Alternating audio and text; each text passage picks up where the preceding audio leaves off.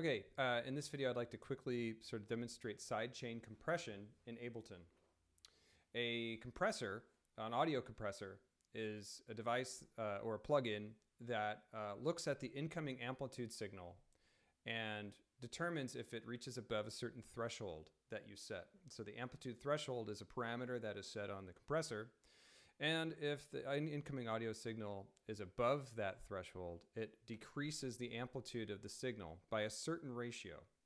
And those settings what determine the outcoming amplitude level.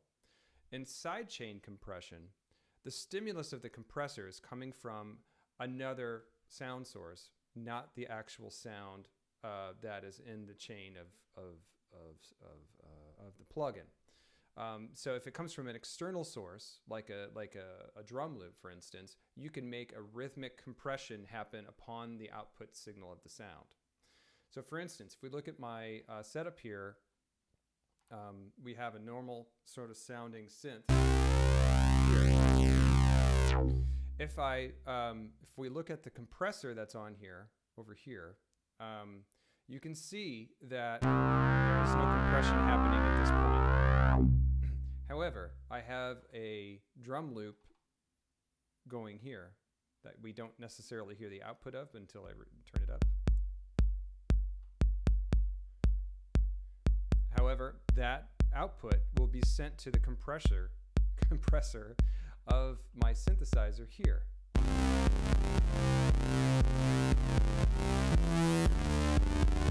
Right? So my audio output is being compressed rhythmically. You can see how the drum beat, actually let me get rid of that eighth note at the end. Just simple 4 on the floor compressor. So the stimulus of my compressor is coming from the drum beat, not from the actual audio coming from the synth. So the result is a rhythmic effect upon the sound.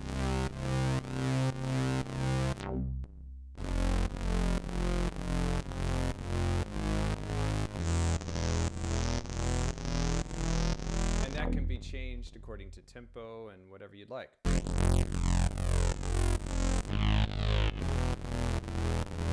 Because it is being basically altered by the rhythmic pulse here. So once again, without the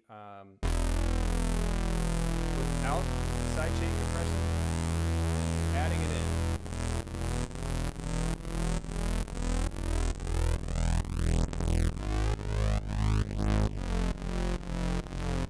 Okay, so let me step through how to get this set up. It's actually pretty straightforward. Ableton makes it pretty easy on us to do this. So let me add an instrument, an analog instrument, and I'll just use the same one I was using before. You can use anything you'd like, but this one seemed to work nicely for this demonstration. So that's just basic like analog synth sound. And then I'll add another instrument. I'll go ahead and use the 808 impulse drum. The drum machine basically that it is. I'll make a 4-beat kick drum sequence here. Kick just works best because it has a high sort of SPL output. It's just sort of a loudish, sort of a high impact sound. And so if I listen to this on its own, I get this kick drum sound. Okay, I'll lower my tempo to 120 for some reason. Okay. And so that's great, but I need to send the audio output of this kick drum into a compressor on my synth. So if I go down to if I double click here, I can see the chain of effects here. So if I go to effects, I'll select compressor, just the plain old compressor, no presets or anything. And this doesn't really show me anything that says sidechain until I click this arrow here. Let me turn on my pointer. There's a little arrow here that'll allow me to expand some parameters. And I'm also going to click this view just because it's a little bit easier to see for me. So this activates the sidechain capability of your compressor. And if you select that box, that button here for sidechain, it'll ask you then what audio is going to affect your compressor. And you can select any track. And so for this case, we're going to use the drum sequence I just set up in track 4. So the audio coming out of track 4 is going to go into my sidechain here. And if I hit play, you can see it making an effect upon the compressor, okay? Even if I turn down the volume of the audio output, it's still doing something to my compressor, which is perfect. However, if I play my instrument, it's still not really doing anything. So I need to lower the threshold of my compressor because my kick drum isn't reaching above the threshold. So I need to lower it. And the more I lower my threshold, you can hear its effect.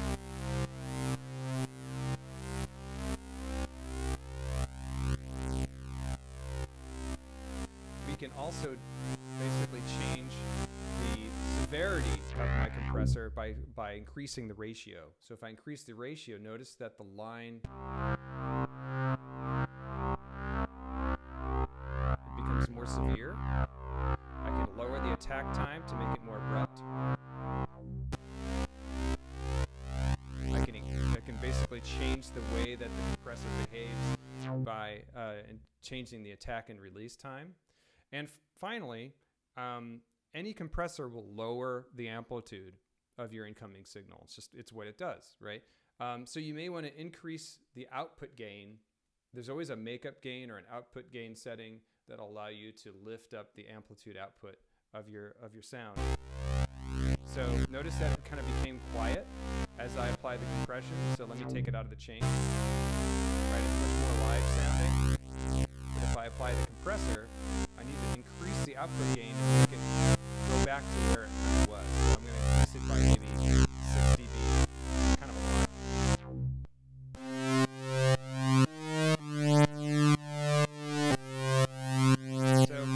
So in this way, you have to engage the loop, right?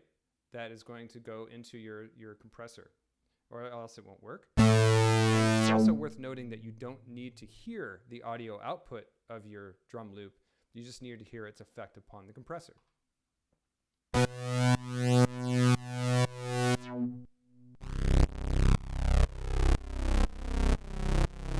right, so that's one way to get rhythmic interplay in your instruments, is to create sidechain compression between an unheard track that is used solely for the sake of sidechain compression. You can also do this with any sort of incoming stimulus. You can do that with an instrument that has any sort of a hard attack time or a short attack time, something that is abrupt. You can use this kind of sidechain compression technique on other things. You can change the sound that you use here. If I change my my synth sound, you get the same effect. Let me go ahead and see if I can do that real fast. Fuzzy Poly. Very similar sound.